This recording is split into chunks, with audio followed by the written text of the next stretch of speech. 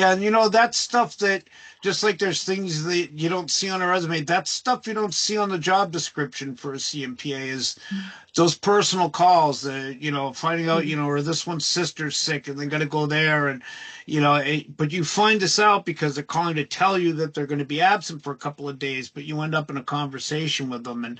And you see when people need to take time off or like Nikki with, being sick the year before and, That's that right. took an incredible toll on her. Yeah, it But did. to be there to talk with her, Hmm. was is it's not in the job description, but it really is a big part of the job. And I've had days where, several hours of my day have just been either through email or phones or whatever, just dealing with particular issues with participants or, generally participants. The host agencies usually didn't have an issue, but I mean, just trying to help them out with things or reminding them of things or giving them, which is part of coaching too, which is not sponsorship. Coaching is being a resource broker, That's and right. that's part Mhm. of what we do here Yep, too. that's You know, right. Hmm. odds are at this age and time in your life, chances are you know about a lot of those resources, but you may not know about all of them. Um, so that's part of this job too, is being a resource broker and trying to find people. Well, is there a place that does housing in your area? How long's the waiting period? Things like that. I mean, I've made those calls on behalf of participants, and so and I've been a reference for several of my participants too. So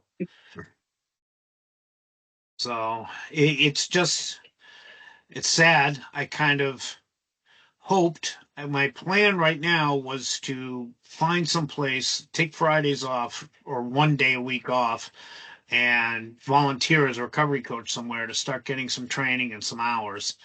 And but and then I had hopefully another 22 months to put stuff together like cover letters and resumes and start actually reaching out to contacts. So I kind of was hoping I had a little bit more time. See, because Bruce didn't pick up the recovery coach training until we sat there at a job fair together and just were kibitzing back and forth. And I said, "Hey, did you ever consider this?" And he says, "Yeah, I looked at that." I said, "Well, look at this. There's free training. That did a good." And then he just picked it up. That was last October, right, Bruce? When I September? first found Oh, out about it, August. the first one I completed was February 5th, Right, but we were at that right up job there. fair in last year. That this is Yes. only he's only done this year. So in order for him to grow again, go from CMPA, he learned the basics, and God knows the paperwork's always a struggle.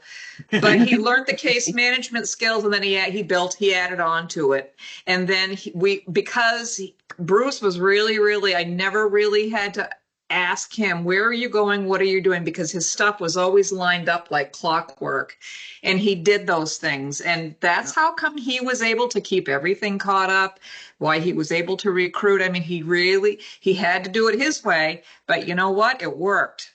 That's why. um That's why when they started pinching on the mileage, I was like, no, no, no, no, you don't understand. I go, what?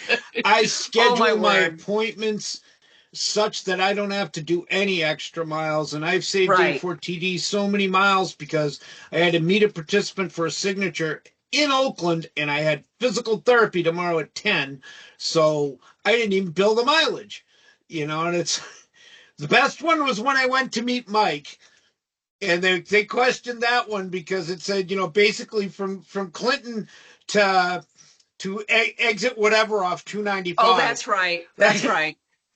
And Yep. then it Coming disappears. back Well, from it your turned out I mom. processed the paperwork down at my parents' house, sent it up to date. I I got was a going to kickback say. from her for a signature.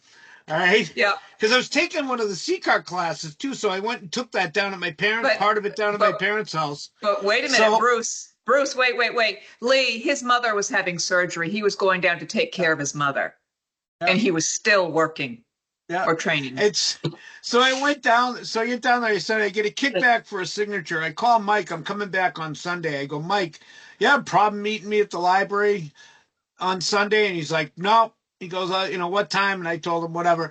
So my then on my mileage sheet it goes from exit whatever in Brunswick on 295 to Clinton like 2 days late, 3 days later. And they're like, They're like, what's that? I go, well, I didn't charge him for the mileage to Massachusetts and back. he just did But it, you think if I know. had been home, that would have been 180 miles of driving to go back down to get that signature from here to Brunswick and back home twice. And I managed to fit Well, it you had into other going paperwork down to my too, so parents and coming back from my parents yep. Mhm. on the same. So I mean, So that I That's was really do. good. creativity. Yeah. That's And I put in the amazing. time. I kept my phone. I even took my phone. We went out to the mountains with my parents and stuff, and I took my phone because I was Thursday and Friday. Just because, what if somebody needs some help? They're going to call me first, right?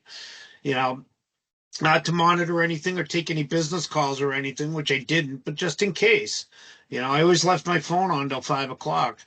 It didn't mean I was working, but in case something happened, I put my time in. I more than put my time in.